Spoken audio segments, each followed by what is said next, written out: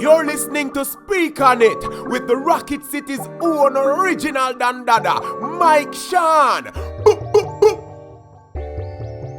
Welcome to another episode. I have with me Mr. Ali Kim. Hey y'all, how's it going? So, a quick backstory with me and Ali Kim. So, we met each other through a mutual friend, and it was a controversial topic we were talking about. And so, you know me, I was giving out that work, and then Ali came into the conversation, and he started arguing with some other posters, and then we found ourselves sparring with each other. But what was cool about it was all about respect. You know, I was giving him headshots. He was sending me headshots as well. So, but like, it never got to the point where we were being violently disagreeable with each other. He never resorted to ad hominem attacks. So at that point, we realized like, hey, we're on the same team. And so we linked up, and ever since then, we've been just going back and forth on, instant messenger, text, just dropping ideas and knowledge on each other. Ali, he's been one of my first fans of the actual podcast that I started on Spotify. And so he's been there for supporting me. And I told him like, hey, when I make this move to YouTube, I want you to spread the knowledge. And so without further ado, Mr. Ali Kim. So we want to start off by talking about guns as tools. Guns as tools. So first off, Ali, can you give us a brief history on guns in the U.S. and how they've evolved over the past 2 centuries? Sure, Mr. Anderson. Thank you. The history of these, guns are tools for the most part, and tools are anything that extends a human's ability to accomplish a task. Now that sunglasses, that's a tool. Exactly. A fork. A gun is just another form of tool. And in America, when America was first being colonized in the 1700s, 1600s, they already had guns. Mm-hmm.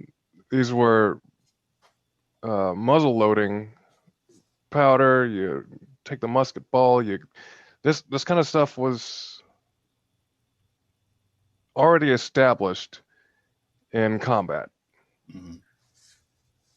So for Americans in the Revolution, this was already understood. Yeah, we needed an ability to raise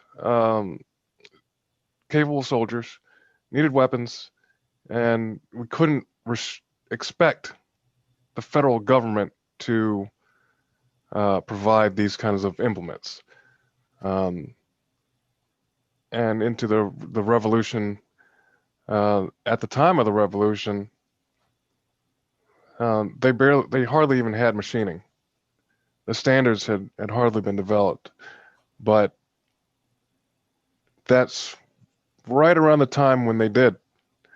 That's when they started to have breech loading from the back, so you don't have to turn the gun around.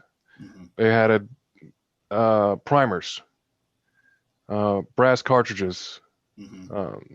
preloaded ammunition. And they also were able to make steam locomotives at that time with that machining technology. Wow. Wow. Wow.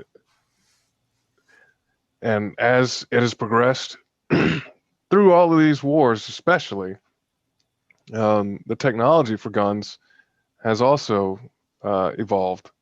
So nowadays, it's absolutely possible to have a 45 ACP, 30-round magazines, fully automatic, shoulder stock, short barrel. That kind of weapon was unimaginable at the time of the founding fathers when they wrote the Constitution. But, as these things have happened, there have been laws enacted to regulate who gets to own these destructive devices. Exactly. It's happened with cannons, explosive devices, with the ATF.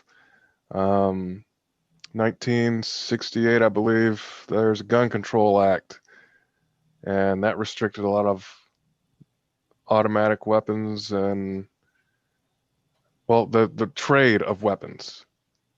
So they established firearms license dealers. Um, so the FFL and the background checks, Hmm. that was all in 1968. Before that, they didn't even have it. Yeah, and you know what's crazy is like that's my favorite word, crazy. But if you look at World War One, like I think a lot of times people overlook that war and the amount of destruction that it caused. You know, to me, World War One was like that bridge from the old world to the modern world as far as weaponry goes. Mm, Um, and clear, clearly, you one would agree with that because if you look at the old world, we're talking about the Ottoman Empire. After World War One, the Ottoman Empire was no more. And if you know your history, I know you do, but our viewers, the Ottoman Empire, they pretty much control commerce between East and West, and they have been around for centuries. And the way that they were decimated, not them decimated, but the Central Powers were decimated. It just shows you that weaponry from from the 1800s versus the early 1900s was so different, and it caused so much destruction. You look at again World War One, trench warfare, war of attrition. You had opposing armies losing thousands of lives just to gain 10 feet of territory. It's crazy. yeah, It's crazy. yeah. The World War One was that was around 1890s. That's when these countries were considering a world war and Hmm. considering the tactics for this war, and they were they had imagined some outlandish things that didn't work, Hmm. and they found out real quick how bad of an idea it was to charge people with swords when they have guns. You know, it doesn't matter that you're on a horse, you're not fast enough. Yes. And their aim has gotten so good, their accuracy is so good that they can now hit people on horseback. So that's changed since they started. You Hmm. know, and even if their own weapons couldn't do it, someone else's could. And in this war, World War One is such a desperate situation. Kids these days, the game Battlefield, Hmm. that is nothing like what World War One was actually like as an experience, because World War One was dominated by information. Information so valuable that they entrusted it to pigeons because nothing else could get there. Wow. They experimented with lighter than air aircraft, hot air Hmm. balloons, Hmm. just as observers for artillery. They tried airplanes just to observe for artillery, just for guns to shoot long distance. And they barely had the powder, the calculations for ballistics, a lot of this information that they needed to even get these things on target. So a lot of the times, what they would do is try to draw someone into an area that they had already ranged. So Wow. they've been firing artillery into this valley, um, ranged it out. Now they just need the enemy to walk into it for them to be able to hit them. Otherwise, they can't do it. There's always been this problem, and they've figured out, you know what? Instead of using guns, we can use chemicals, Hmm. and that can wipe people out. Yes. Mustard gas. Yeah, a lot of chemicals that you have in your. Let me put it this way: a lot of industrial accidents uh, happen with fairly common chemicals, and that's something that we benefit from today because of the research that they were doing back then with chemical weapons, but you know, that was such an outrageous way to indiscriminate method of killing that caused extreme suffering. 15 minutes of your back muscles pulling so hard that your spine dislocates as you drown in your own fluids. That's a horrifying way to die. Uh, Arguably, getting blown in half is probably as bad, but If you can't see it, I mean, that's the worst. the fact that you cannot control who Yes. is being killed, that's what the Geneva Conventions, the most outrageous part of these weapons, like mines, flamethrowers, chemical weapons. You can't really control who's getting killed or how fast. Yeah, So, that's crazy. Um, so you personally, what has been your attitude about guns from past experiences to present day? um, today, I find that I never bought a gun until this year because I never thought I would ever resort to using one. What made you come to that conclusion that you would have to one day use a gun? Uh, Part of it is as I age, my body ages, I can tell that you know, it's going to be impossible for me to react to a lot of the situations that I used to. Hmm. And there are going to be situations where someone else is projecting power Mm. and not having an ability to match that, regardless of whether or not I agree with the employment of that kind of force. uh, I'm not sure that I'm willing to die at that point. That's Yes. something to consider though, Yes. because you can object to killing and say, you know what, I'm just not going to do it. You're going to have to kill me if you feel like that's what you need to do. Hmm. Um, but at least I'm going to have the option of saying, you know, is that what I should do or not? Well, I have a gun, so I can make a choice. Um, a lot of people are making that choice to negotiate with lethal force Hmm. because anytime somebody's got a gun and they want something, Hmm. they want your land, they want you to uh, they want to place you under arrest, they want you out of your house, Hmm. they want you out of their house. Hmm. It's just, hey, this is what I want, do it now or die. Yeah, um, and sometimes you're gonna die anyway, even if you give them those jewels or give them that car, or So it's a very difficult situation for people to talk about, especially if you haven't really been in that situation. So you don't know how somebody would react to that. yeah. When I was in high school, my dad, he was in the military, army for 20 years. Got out, moved to Alabama. I'm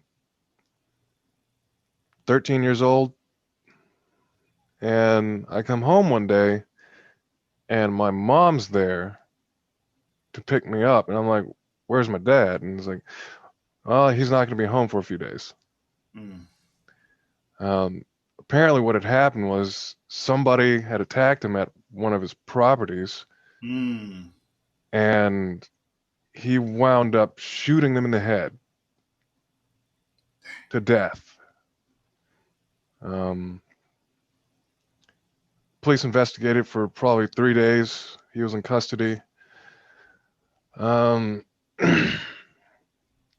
You know, it's dubious because, you know, and people say, you know, respect your family, your parents, blood's thicker than water, all that kind of stuff. But there was a lot of dangerous people there. There was illegal activity there. Mm. The person who attacked him probably was an associate of his. And the presence of guns enabled an activity that really shouldn't have been going on.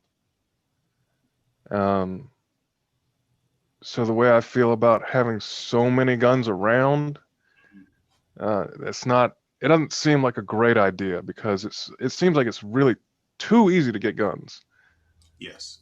I know a guy in the military. He was in the army, guard. I worked with him here in Alabama. Lost 3 pistols in 1 year. Were they stolen? Um, if you left your wallet on your car and someone took it, would you really feel like it was stolen? Or negligence? Yeah. Okay, so he was very he wasn't a what's the phrase they use? Responsible gun owner. Yeah, he was incredibly negligent. Wow. Like loaded pistols, pistols without safeties that are loaded, um, just hanging out in a jacket pocket. Some kid could walk up and grab it Hmm. in a drawer, in an unlocked vehicle, just in a counter, on a countertop, when other people are in the house. It's like, come on, guy. Yeah, yeah, definitely, man. So like, we've had all this quote unquote civil unrest, and it's kind of had us rethinking our attitudes towards guns. So specifically for as Black Americans, why do you think that Black Americans that can legally own a gun, why do you think that they try to downplay the importance of their Second Amendment rights? There's an element of appeasement to that, and wanting to fit the narrative that has been stereotyped Hmm. in America. Hmm. Um, for I mean, just looking on the news, in Atlanta, there was a group of several hundred African Americans with weapons that appeared at Stone Mountain. Was it the in it? What are they called again? The Not Effing Around Coalition. It's something like that, Yeah. something sassy. But when you look at that group and compare it to the group coverage of Proud Boys. yeah, the mostly Caucasian protesters that will show up at state government buildings Hmm. with those weapons. Hmm. And true, Stone Mountain's a state park, but a state government building is kind of a different thing when you're inside the building with ARs. That's different. Yeah. And But it they kind of reminds me of if you remember the movie Black Panther, how the Black Panther stormed the California state legislature, and they pretty much scared the bejesus out of the everybody in the building. And soon after, they passed the Morford Act, which basically banned you from open carrying in the state of California. California's had some of the most they've continued the bans and restrictions that other states dropped. Um, like I think the maximum magazine capacity in California is like 7 or 8. Hmm. You can't have pistol grips on ARs. So if Hmm. you have an AR in California, you have to buy a special kind of grip that goes onto it that has a paddle. So you can't actually wrap your hand around it, but you can grip it like that, Mm-hmm. like a traditional hunting rifle. Um, it's they have targeted laws to specific groups, Mm-hmm. and seeing how these guns are actually being used, you can say, oh, pistols, if you do something about that, then inner city crime is going to blah, blah, blah, because, you know, people in the blah, blah, blah use rifles. Mm-hmm. Um, sure, but you're not going to be able to restrict pistols to certain people, because what you do then is you give certain people preference. Yes. So then whoever can get them now has the ability to sell them to people who can't for an extreme rate. Mm-hmm. That's just what happens with everything that becomes illegal. Mm-hmm. Someone finds a way to get around that for a price. Exactly. My take on it is, as far as what I've seen in the black community, is that a lot of times we find ourselves siding with the political party that we're aligned with. If you think about it, if you go back, say 50, 60 years ago, in most black households, Paw had a rifle. Somebody in that family had some kind of weaponry to protect themselves. And this is during Jim Crow segregation, all that jazz, right? Somewhere along the line, we pretty much gave up our rights. And I think a lot of times that has to do with the political parties that we aligned with, be it the Democrats. So the Democrats were pushing for stricter gun rights, and even to today, you have some people who just believe that nobody needs a gun, right? Nobody needs a gun, and me personally, I just don't feel that way. And so I think as Black Americans, if you're legally able to own a gun, you should. I mean, it's your Second Amendment right, and I just think a lot of times we'll sacrifice our rights for the political party we're aligned to. Unfortunately. Yeah. You know, being really real about it, I was one of those people up until last year. Mm, I resisted the notion of using lethal force. mm, Even though I've been in the military, mm, even though I'm a very good shot, mm, uh, I'm the Marksman Award in the Air Force. I don't know what that's worth. I don't know why everyone doesn't get that award, mm, because it seems like it shouldn't be that hard to shoot like that. But, mm. you know, it just goes to show you that the average person in America, there's a there, you, I have a confidence that the average person in America is not going to be able to outshoot me. Mm, So even without a gun, I was still confident that I could win in a battle mm, against somebody who did have one. Because oftentimes you can see that interaction coming from a good distance. There's like a hostile energy, a confrontational energy that you can sense when a fight is about to happen. yes. Like, people tend not to whip guns out just randomly. Mm, In America, there's the attitude that you can use that as self-defense. So they'll instigate a situation. So when someone's weirdly going out of their way to instigate, that's mm. when I think, oh, probably has a gun. I'm Right. gonna go. But now I'm at the point where, you know, I don't care that the federal government is aware of what weapons I've purchased Mm, or in what configuration they are probably in. mm. You know, s- screw them. So, like, quick question. So, you remember the movie Friday, when at the last scene where Debo and Craig were about to fight? Um, Mhm. if you were in a similar situation, would you have pulled that trigger on Debo? Because me looking back, I'm like, you know what? I'm 38 years old now. I mean, some 6'5", 300-pound cross-eyed dude, run up on me talking about what you gonna do with that, Sean. I mean, I'm trying to go back to my family. I'm trying to go home. I'm trying to spend Christmas, New Year's with the family. Um, of course, it's a different mindset that I would have at 21, 22. At 30, 35, 36 years old, I've been there, but I got to put it this way. I don't have kids. I don't have a wife. There's no one who's going to be particularly upset if I get into a bit of trouble.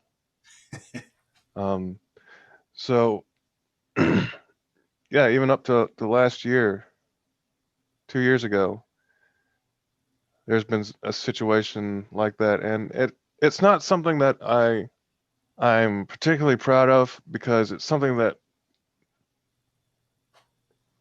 you know you want to be you want to be able to save someone's life, but you don't want to wish the situation where someone needs their life to be saved. Mm, yeah, that's that's telling right there. Well, There's some people with guns that are wishing for that situation to happen. oh yeah, I mean, you see it online right now. Like people are stocking up for ammo, just stocking up, and uh, and it's everybody. It's not just one race of people that are stocking up for ammo. I've seen on my timeline black, white, Asian, Hispanic stocking up on ammo. Yeah, I've done it, but it at this point it's about being responsible about the entire situation. It's like, okay, if you can put a bullet in somebody, can you also stop them from bleeding to death? Mm, Because what if the bullet goes through and hits someone else? yes, kind of reminds me of remember the move the no the game GoldenEye. How like if you had that Colt revolver, you could shoot through three soldiers, Yep. kill all of them. I Hmm. mean, yeah, it was a game, but that's actually what can happen in real life. Yeah, absolutely. You wing somebody in the thigh or the shoulder, and that bullet deflects and goes up towards someone's chest, and you know, 9 millimeter can do it just as easy. Yes. Um, it depends on whether you're using hollow core, like the mushroom rounds, versus solid core rounds. But penetration is something that you have to learn about if you're going to be responsible with weapons. You can actually take a 9 millimeter um, and get a lower powder charge with a heavier bullet and get a slower overall projectile instead of firing at 1,500 feet per second. It's closer to 1,000, and instead of penetrating through 10 inches of gel, which is an analog for a human body, it'll penetrate 5 or 6, and that can be the difference between um, going through a front door and embedding into your skin, or going through the front door and embedding into your organs. But it just depends on whether or not you want that person on the other side of that object to die. You have to think about these things if you're going to own a gun. Shoot to These are kill. morbid thoughts, but Hmm. you've got to consider what are the possibilities that I don't want to happen, and how do I prevent that? Just like if you're going to drive your car, avoid the nails. Don't drive on the shoulder. Yeah. If you're gonna have a gun, make sure you've thought about where you're gonna stand if someone's at your front door. Um, yeah, that was a tangent, but um, as African Americans, trying to avoid the scrutiny of the police, avoiding guns I mean, that probably saved me days in jail Yeah. just by not having any guns on me. Wow. The number of times I've been arrested, just not even having done anything actively, Hmm. just you get arrested randomly in America for all sorts of things. Yeah. Car accident, can't pay your ticket, Hmm. they'll arrest you. They'll Hmm. come find you. Hmm. And just having a gun cruising around like that, mm, I'm pretty sure the officer would have been nice about it, but you know, you don't want to leave that in discretion of officers of whether or not they say, "Oh, you did this, and also you had a gun on you." Yeah. That adds some years. Yeah, there's been an avoidance. I think that's what a lot of the avoidance in the African American community can come from is that consequence of um, is it obtained legally? Are there going to be consequences for this? How do you do it responsibly? Hmm. And when there's not a lot of ranges to go to, Hmm. like I can't find a range here in Birmingham where I can feel comfortable. Hmm. You know, um, it's just like with swimming pools in the African American community in swimming. Yes. Um, when you don't have access, you're not going to have a lot of enthusiasm. Yeah. Because that's one of the one knocks on black people is that, oh, you can't swim, and a lot of times it's us that are telling each other like, oh man, you need to learn how to swim, you can't swim. And like what you said, it's access. You know, skating rinks, ice skating rinks. Yeah, we don't ice skate typically, but we know how to roller skate Hmm. because there's more access to roller skating rinks than there are ice rinks. Yeah, and it's not so much today that you can also say today that the attitude of education is kind of I'm not going to say how it's evolved to what it is now, but there's a certain attitude towards education that seems to be harmful when you try to explain certain concepts, like with gun safety. Hmm. Um, I know this was a much more prevalent issue of homophobia Hmm. in the 80s and 90s, Hmm. but that's what safety was linked to was homosexuality for some reason, Hmm. you know, and it was considered derogatory. Exactly. It was like it was taboo, and like you were saying, like it might still we might still have those same feelings pertaining to guns. Like, why do you need to go to a gun safety class? You know, who are you trying to shoot? you know, Yeah, so a lot of times people are going to be private about that. But now, as I said before, due to like the events that have happened within the last 18 months, it's actually cool to kind of like go somewhere and learn how to shoot. Go to a gun safety class. I know when I went to Vegas this past year, a group of my friends, we all went to a gun range, and I'm not gonna lie, some of the guns that I was shooting, no civilian should have. I'm like, man, are you serious? But I definitely enjoyed myself. But what was cool was they had instructors there to actually guide us and help us shoot properly, which I think a lot of people, even if you've been shooting guns for 10 years, you know, sometimes you do need that professional guidance to properly shoot a weapon. yeah. When I'm at the range, I am not afraid to take my time at all. Um, there's always more that you can learn about firearms and ballistics. Hmm. Um, and if it's, uh, I personally take the Miyamoto Musashi approach to firearms Hmm. of if you're going to learn how to use a pistol, you should also learn how to use your hands in a fight. Mm. Um, there's always going to be a next level down and a next level up that someone can go, and it's not always going to be to their advantage. Exactly, exactly.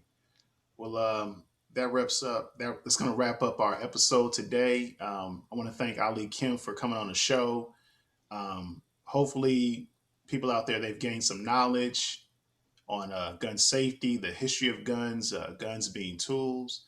So definitely keep up with the movement. Like, share, subscribe to the channel, and we'll be seeing Ali Kim on the show a lot. So he's very knowledgeable, and we definitely appreciate him. Thank you, Thanks, sir. sir. Thanks, y'all.